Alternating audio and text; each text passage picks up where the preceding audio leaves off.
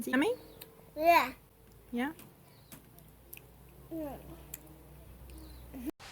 Hello, my name is Emily. Today I would like to share with you another fun idea for the holidays, a tip and some ideas for frugal living, 2 tips on simple living and keeping your house easy to tidy and clean, and some thoughts on family and friends, and a favourite sermon.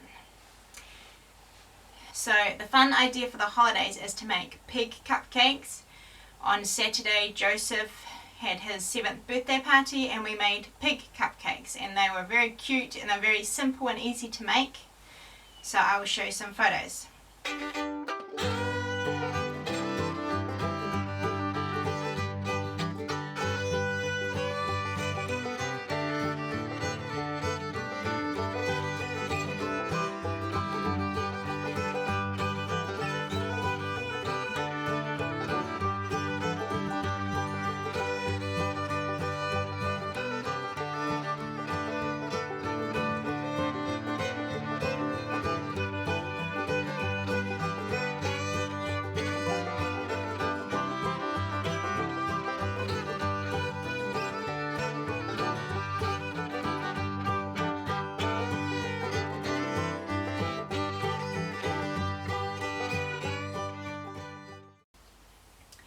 One way we like to make money go further is to make the most of our leftovers and to use them up. So there are fun ideas for using up leftovers, and one of them is to make pizza. So today for lunch we made pizza with the kids, and we used up leftover spaghetti and leftover baked beans and a leftover sausage.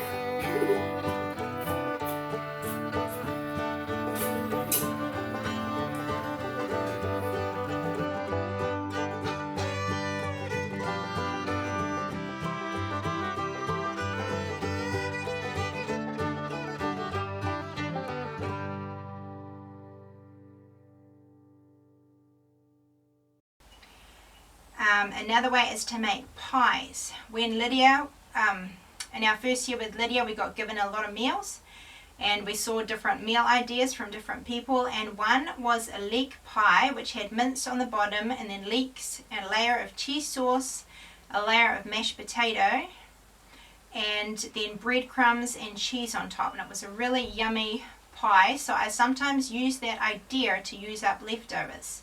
So this last week I had some leftover meatballs, and they were in a little bit of like barbecue sauce, and I had some leftover mashed potato. So this time I tried doing pastry. I put a layer of pastry on the bottom, and then I chopped up the meatballs and put them on top of the pastry, and then I boiled a small leek and some cabbage which I had in the fridge and in the garden, and so I cooked that and then put a layer of that on top, and then I quickly made some cheese sauce and put that on top of those vegetables, and then I put over the leftover mashed potato and then breadcrumbs and then a layer of cheese, and it was a really nice way to use up those leftovers. Yummy?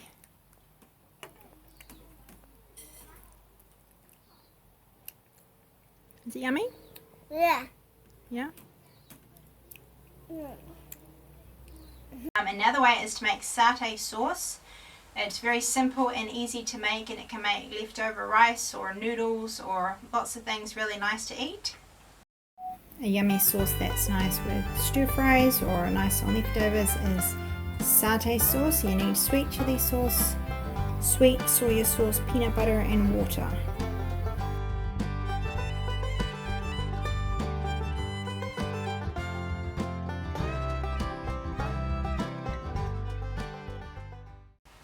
And my simple living tips, because I like op shopping and I get things very cheaply, sometimes it's easy to get way too much, and especially with kids' toys.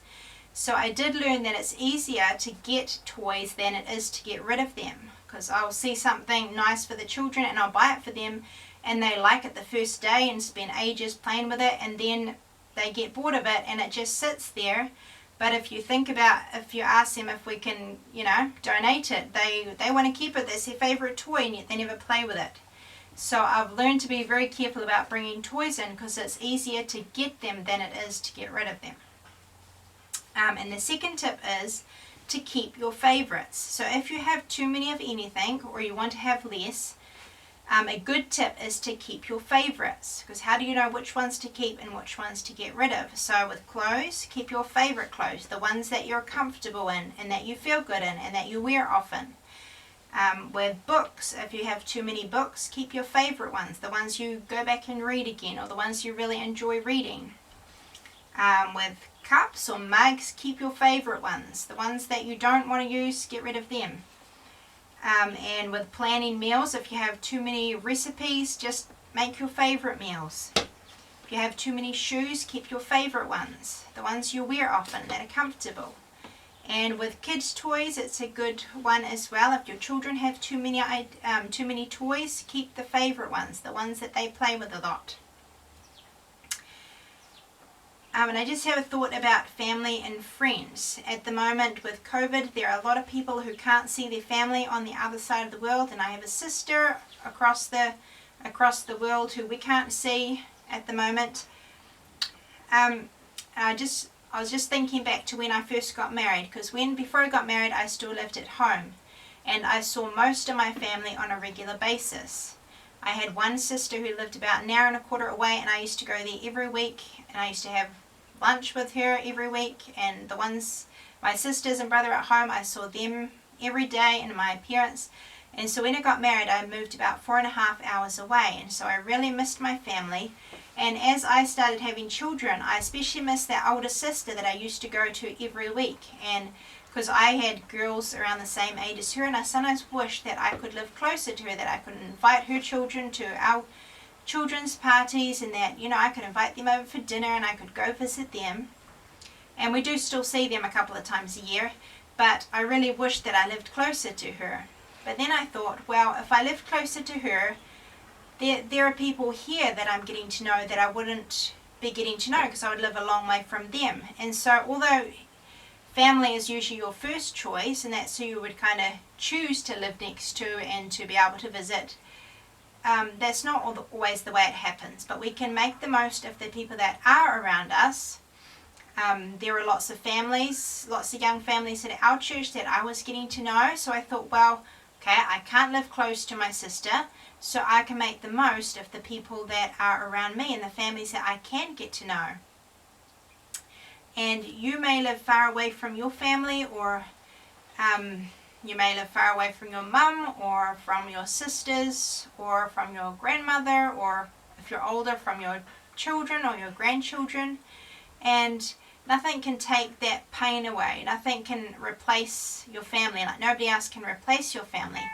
But it might ease your pain to look around and see who else is in a similar situation. Maybe there's somebody else around you who is also missing their family, who lives a long way away, or who's lost a child or a sister or a mother. And maybe you can be a mother or a sister or a daughter or a friend to them. So instead of just thinking about your own pain, look around and see if there's anybody else that you can be a friend to, and it might help ease your pain, and it might help ease their pain as well. Even though you can't take away their pain and they can't take away your pain, you might be able to ease the pain by being a help and a friend to them. And we work a lot with old people in our community, and there are old people who their only grandchildren live overseas and they can't go over and visit them. There may be old people around you who can't visit their grandchildren, and they may be grieving for them, but maybe you can let them spend time with your children and let your children be like grandchildren to them. There's old people we know who their children live in the same area and their grandchildren live in the same area, but the children don't want anything to do with their parents. And that's another hard thing for parents, when their children and their grandchildren don't want anything to do with them. So for those old people, I can let my children get to know them and be like their grandchildren. Even though it won't take away their pain, it might help ease their pain. So look around and see who you may be able to help in your own area. and enjoy the people that you can get to know with well, even if they may not be your first choice, because usually family is your first choice. And I also like to share a sermon, which to me was really helpful. Sometimes you have thoughts and questions that you're kind of praying about, and then sometimes you listen to a sermon and it's like all those questions are answered. And this was a sermon I listened to a while back, which was like that for me. And I just found it really helpful. It's called When the Lord Leads You in Circles, and it's talking about the Israelites, how God didn't make them just go straight into Jericho first. They had to go around and around in circles for a whole week. And sometimes situations in our lives can feel like we're just going around and around in circles and not getting anywhere. But it also talks about the purpose in it all.